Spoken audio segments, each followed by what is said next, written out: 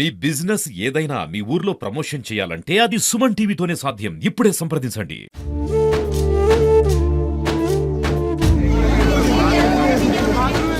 ఏమన్నా పంపిస్తామ్మా, నీ అక్కకి ఏం కాదు, నీ అక్కడ నేను బతికెత్తా, నా ప్రయత్నం నేను చేస్తామ్మా, ఏం కాదని చెప్పిండు పొంగివేడి సీనన్న.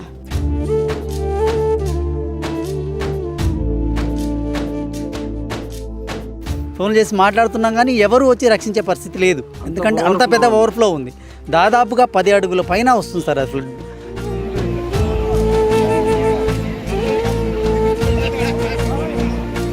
గోడ ఎక్కి దండాలు పెట్టినా కూడా ఎవరు కాపాడలేరు నా పిల్లని.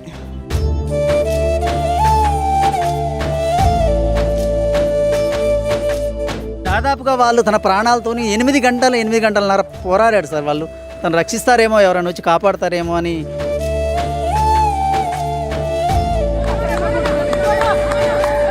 ₹1 కోటి 2 కోట్లకు ఆస్తి పోయింది, పోయినా మేము బాధపడలేదు. నా అల్లుడు నా బిడ్డ చనిపోయారు. ఏం కట్టేస్తాం మనుషులను అయితే కట్టిలేవుగా. ఆ పిల్లలకి న్యాయం చేయమంటున్నా నేను.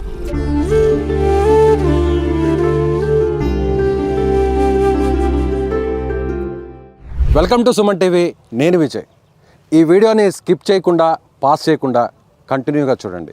ఈ వీడియో చూసిన తర్వాత ఏం జరిగిందో ఏంటో మీకు తర్వాత డీటెయిల్గా వివరించే ప్రయత్నం చేస్తాను.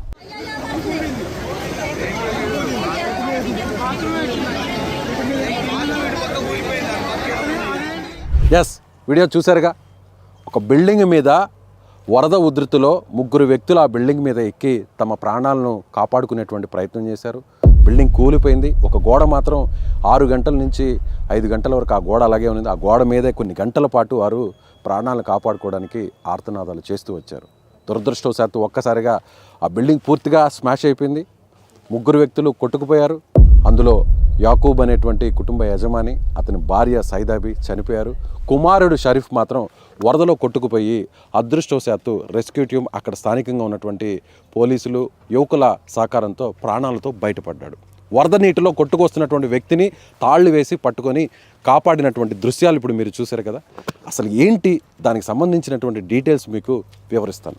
నాతో పాటు ప్రస్తుతం ప్రత్యక్ష సాక్షి ఉన్నారు. ఈ ఘటన జరిగింది ఖమ్మం జిల్లా పాలేరు నియోజకవర్గంలోని కూసుమంచి మండలంలో నాయకన్ గూడానికి సంబంధించినటువంటి గ్రామంలో జరిగింది. నా వెనుక కనిపిస్తున్నటువంటి రిజర్వాయర్ పాలేరు రిజర్వాయర్. ఈ రిజర్వాయర్ ఒక్కసారిగా ఫ్లడ్ పెరిగింది. పైనుంచి ఒక్కసారిగా ఓవర్ఫ్లో ఆ ఫ్లడ్ అంతా కూడా ఇక్కడ సిమెంట్ బ్రిక్స్ వ్యాపారాన్ని నడుపుకుంటున్నటువంటి యాకూబ్ కుటుంబం ఇక్కడే ఈ ప్రాంతంలోనే ఇల్లు కట్టుకొని జీవిస్తున్నారు. ఎక్కడ మీరు చూసినటువంటి వీడియో ఏదైతే ఉందో, ఆ బిల్డింగ్ ఏదైతే ఉందో, ఆ బిల్డింగ్ ఇదే. ఈ బిల్డింగ్ మీద నిల్చుకొని కొన్ని గంటల పాటు ఉదయం 6 గంటల నుంచి మధ్యాహ్నం 1 గంట వరకు ఈ బిల్డింగ్ మీద నుంచే నిల్చుకొని వారంతా కూడా ప్రాణాలను తమను కాపాడండి అంటూ వారందరూ కూడా వేడుకున్నారు. ఇక్కడ నేరుగా ఆ వైపు నుంచి నాకు కనిపిస్తున్నటువంటి ఆ వైపు నుంచి, అక్కడి నుంచి, ఆ గ్రామం నుంచి డ్రోన్ సహాయంతో లైఫ్ జాకెట్స్ని పంపించారు రెస్క్యూ టీమ్ పోలీసులు. అదేవిధంగా ఒక మొబైల్ని కూడా పంపించారు.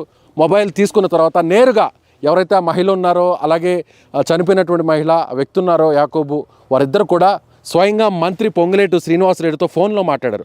ఆయన కూడా ధైర్యం చెప్పారు, మీరేం భయపడొద్దు, చాపర్ని తీసుకొస్తాను, హెలికాప్టర్ని తీసుకొస్తాను, మిమ్మల్ని హెలికాప్టర్ ద్వారా రక్షిస్తానని చెప్పారు. కానీ వాతావరణం ప్రతికూలంగా ఉండడం వల్ల, సిగ్నల్స్ సక్రమంగా లేకపోవడం వల్ల హెలికాప్టర్ రాలేకపోయింది. దురదృష్టవశాత్తు ఆ ఇద్దరు కొట్టుకుపోయారు, ఇద్దరు చనిపోయారు. ఒక షరీఫ్ కుమారుడు మాత్రం బతికి బయటపడ్డాడు. చనిపోయినటువంటి వారిలో సైదాబీకి సంబంధించినటువంటి తల్లి మనతో ఉన్నారు. ఆమెతో మాట్లాడదాం. ఎలా జరిగిందమ్మా అసలు? అడగడానికి మాకు కూడా చాలా ఇబ్బందిగా ఉంది.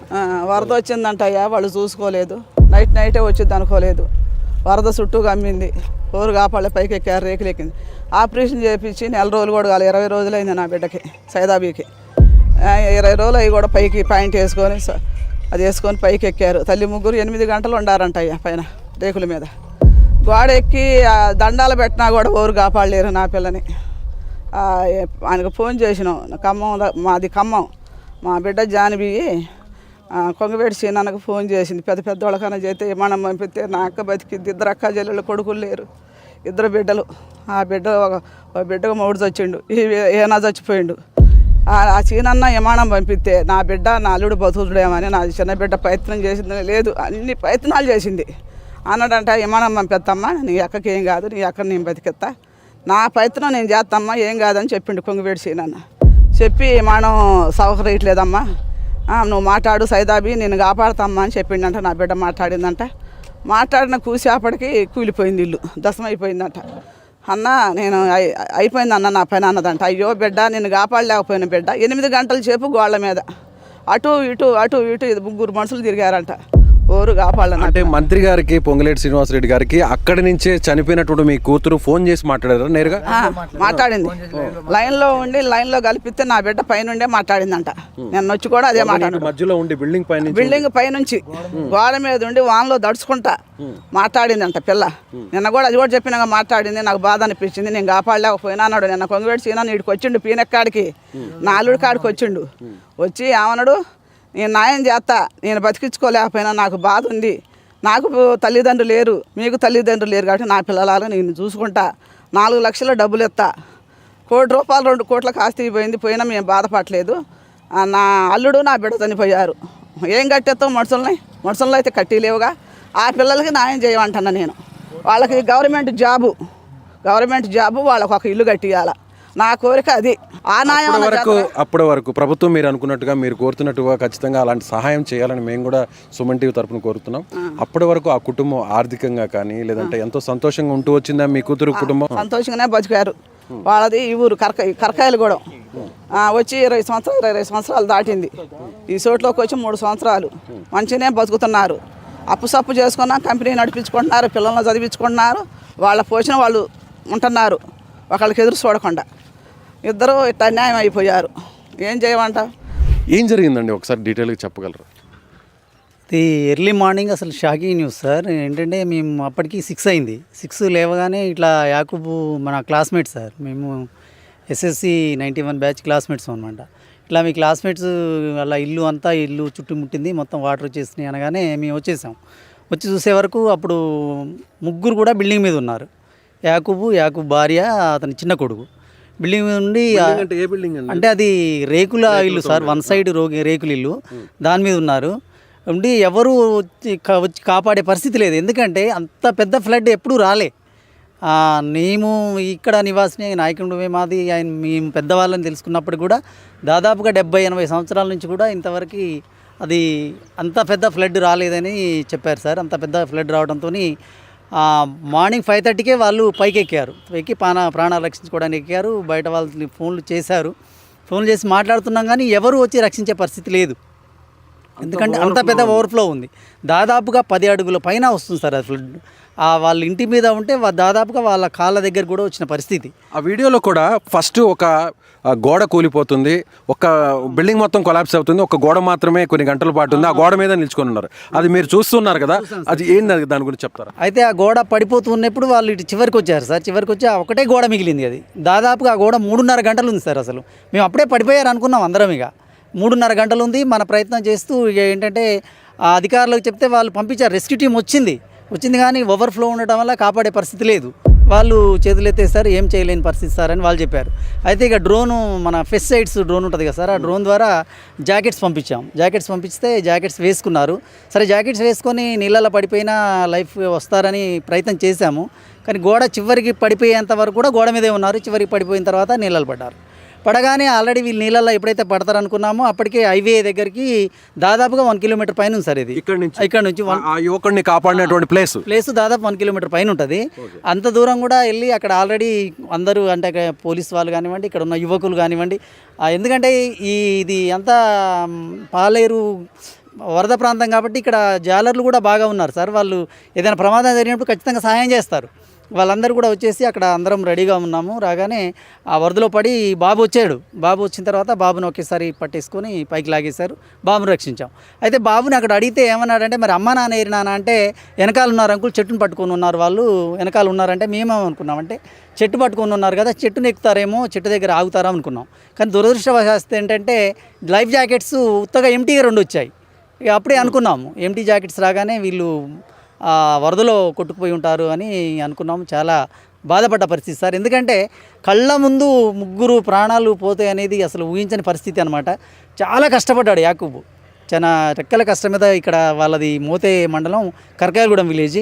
అక్కడ నుంచి వచ్చి దాదాపుగా 20 సంవత్సరాలు అవుతుంది సార్. నాయకుడు వచ్చేసి నాయకుడులోనే బ్రిక్స్ వ్యాపారం చేస్తూ కొన్ని రోజుల పాటు అక్కడ కోదాడ రోడ్లో లీజుకు తీసుకొని ఉన్నాడు. తర్వాత తను సొంతంగా కొనుక్కున్నాడు. ఇది కొనుక్కొని ఎస్టాబ్లిష్ చేసుకొని దాదాపుగా ₹1 కోటి నష్టం సార్. సరే నష్టం అయితే అయింది, కానీ ప్రాణాలు పోవడం అనేది తేడా దురదృష్టకరం. నిన్ననే యాకూబు మృతదేహం ఇక్కడే ఆ చెట్టు దగ్గరే సార్, ఇక్కడే వేప చెట్టు దగ్గరే ఫెన్సింగ్ ఉంది, ఆ ఫెన్సింగ్ దగ్గర దొరికింది. ఈరోజు జక్కపల్లి దాదాపుగా ఒక 12-13 కిలోమీటర్ల దూరంలో జక్కపల్లిలో యాకూబ్ భార్య సైదాబీది కూడా మృతదేహం దొరికిందనే విషయం తెలుసుకున్నాం సార్. చాలా బాధపడతా ఉన్నాం. ఇది దురదృష్టం ఏంటంటే ఇంత పెద్ద మొత్తంలో ఫ్లడ్ రావడం, ఎవరం సహాయం చూస్తూ నిస్సహాయంగా ఉండిపోయి గంటల పాటు అలా ఉన్నాడు. దాదాపుగా వాళ్ళు తన ప్రాణాలతోని 8 గంటలన్నర పోరాడాడు సార్. వాళ్ళు తను రక్షిస్తారేమో, ఎవరైనా వచ్చి కాపాడతారేమో అని చాలా ఆశగా ఉన్నారు. మేము కూడా ఏదైనా ఒకటి వస్తుందేమో, ఏదో ఒకటి వచ్చి వాళ్ళని రక్షిస్తుందేమో అని ఆశగా చూసాం. కానీ దురదృష్టం వాళ్ళ అబ్బాయిని మాత్రమే రక్షించగలిగింది, వాళ్ళిద్దరిని మాత్రం రక్షించలేకపోయారు సార్ ఎవరు కూడా. చాలా దురదృష్టకరం. ఇంత పెద్ద ఫ్లడ్ రావడం అనేది మాత్రం ప్రకృతి విలయం సార్. ఇది మాత్రం చాలా దారుణం. ఇప్పటికి జరుగుద్ది అనుకోలేదు. తను పడ్డ కష్టం అంతా కూడా బూడిద పోసిన పన్నీర్లాగా అయిపోయింది. వాళ్ళిద్దరి పిల్లల్ని మాత్రం ఖచ్చితంగా ప్రభుత్వం, ఎందుకంటే కాపాడలేకపోయింది వాళ్ళని, కనీసం వాళ్ళ పిల్లలైనా ఆదుకోవాలనేది మీ అందరం కూడా కోరుకుంటా ఉన్నాం సార్. ఇక్కడ గ్రామస్తులు కానివ్వండి, మేము కానివ్వండి కోరుకునేది అదే. ఇద్దరు పిల్లలు కూడా బీటెక్ చదువుకున్నారు. ఇద్దరు చదువుతున్నారు సార్. ఇద్దరు బీటెక్ చేస్తున్నాడు. ఒక అబ్బాయి బెంగళూరులో ఉంటాడు. వాళ్ళిద్దరిని కూడా ఖచ్చితంగా ప్రభుత్వం వాళ్ళని ఆదుకొని వాళ్ళ గవర్నమెంట్ జాబ్స్ ఇచ్చి మళ్ళీ వాళ్ళకి ఇల్లు నిర్మించి వాళ్ళని కాపాడాలనేది మా ఉద్దేశం సార్. యాకోబ్ కుటుంబం ఒక్కొక్క మెట్టు ఎక్కుతూ ఇలా వ్యాపారాన్ని సొంత కాళ్ళ మీద నిలబడే విధంగా కూడా ₹1 కోటి వ్యయంతో ఇక్కడ ఆయన వ్యయంతో నిర్మాణాన్ని చేపట్టాడు. వ్యాపారం సాఫీగా జరిగిపోతుంది. ఇద్దరు కుమారులను కూడా మంచి ఉన్నత చదువులు చదివిస్తూ ఉన్నారు. ఇద్దరు కూడా బెంగళూరులో చదువుతున్నారు. కానీ షరీఫ్ మాత్రం అనారోగ్యంగా జ్వరంగా ఉండడంతో 2 రోజుల కిందటే ఇక్కడికి వచ్చారని చెప్పి అంటున్నారు. కానీ షరీఫ్ మాత్రం ప్రాణాలతో బయటపడి వారి తల్లిదండ్రులు మాత్రం కోల్పోవడం నిజంగా బాధాకరం. ప్రభుత్వం సహాయం చేస్తుంది, వారి ప్రాణాలను కాపాడుతుందని అందరూ కూడా భావించారు, కుటుంబ సభ్యులు, గ్రామస్తులు, స్థానికులు అందరూ కూడా. కానీ దురదృష్టవశాత్తు హెలికాప్టర్ రాలేకపోయింది, ప్రాణాలను కాపాడలేకపోయిందని చెప్తున్నారు. 8 గంటల పాటు బిక్కుమంటూ ప్రాణాలను అరచేతిలో పెట్టుకున్నటువంటి ఆ కుటుంబం చివరకు వికట జీవులుగా మారడం, అందులో ఒక వ్యక్తి మాత్రం ప్రాణాలతో బయటపడడం అనేది, ప్రాణాలతో బయటపడ్డాడని సంతోషించాలా, లేదంటే తల్లిదండ్రులు ఇద్దరు చనిపోయారంటే అంటూ బాధపడాలా, అర్థం కాలేనటువంటి పరిస్థితి కూడా ఉందనే చెప్పాలి. ఇలా జల ప్రళయం, ఖమ్మం జిల్లాలో వచ్చినటువంటి జల ప్రళయం ఒక్కసారిగా జీవితాలను చిన్నాభిన్నం చేసింది. అప్పటి వరకు బాగున్న కుటుంబాలని తలకిందులుగా మార్చేసింది.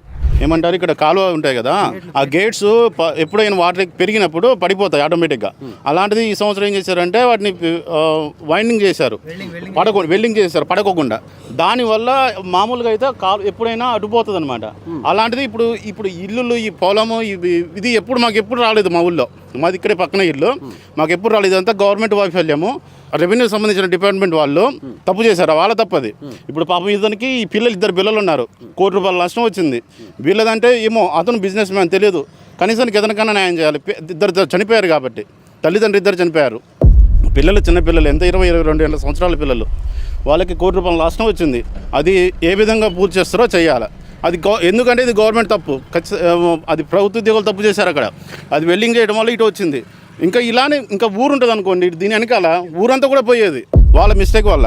ఆ తలుపులు ఆటోమేటిక్గా ఉండాలి ఎప్పుడు కూడా. మరి ఇప్పటికైనా చేస్తారో చేయరు ఆ పని చేయకపోతే మళ్ళీ ఇటే వస్తుంది. మరి ఇప్పుడు వీళ్ళు ఉండి కూడా దగ్గర 15 ఏళ్ళు అవుతుంది. అంతకుముందు పొలం చేసుకునేది, ఎప్పుడు కూడా వరదలు రాలే. అలుగులు ఎప్పుడైనా మాకు అవే అలుగులు, అవి వీళ్ళ ఇంటి అవతల ఉంటాయి, ఆ ఇంటి అవతల 100 మీటర్ల అవతల ఉంటాయి. అట్లాంటివి డైరెక్షన్ మొత్తం చేంజ్ అయిపోయింది, ఇటు వచ్చేసినాయి. అలుగు అటు పోవాల్సిన వాటర్ పోకుండా వల్ల నిండిపోయింది, చెరువు నిండిపోయి అది పైన చెరువు తిరగడం వల్ల ఒకసారి వాటర్ ఇట్లా వచ్చేసింది. సో ప్రభుత్వం ఇద్దరు కూడా చదువుకున్నటువంటి వారి కుమారులు ఇద్దరు కూడా ప్రభుత్వ ఉద్యోగాన్ని కల్పించి నష్టాన్ని భర్తీ చేయాలని వారి కుటుంబ సభ్యులు, స్థానికులు వీరందరూ కూడా కోరుతున్నారు. కెమెరామెన్ సాయితో విజయ్, సుమన్ టీవీ, ఖమ్మం నుంచి.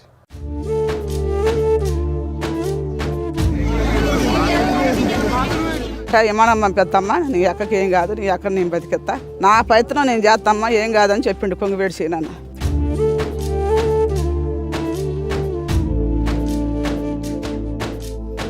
ఫోన్ చేసి మాట్లాడుతున్నాం కానీ ఎవరు వచ్చి రక్షించే పరిస్థితి లేదు. ఎందుకంటే అంత పెద్ద ఓవర్ఫ్లో ఉంది. దాదాపుగా 10 అడుగుల పైన వస్తుంది సార్ అసలు.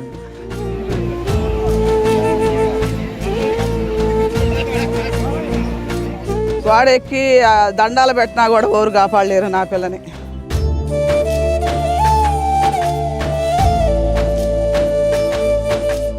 దాదాపుగా వాళ్ళు తన ప్రాణాలతోని 8 గంటలన్నర పోరాడాడు సార్. వాళ్ళు తను రక్షిస్తారేమో, ఎవరైనా వచ్చి కాపాడతారేమో అని.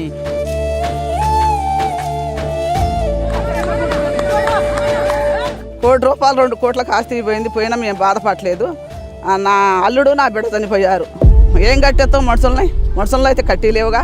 ఆ పిల్లలకి న్యాయం చేయమంటున్నా నేను.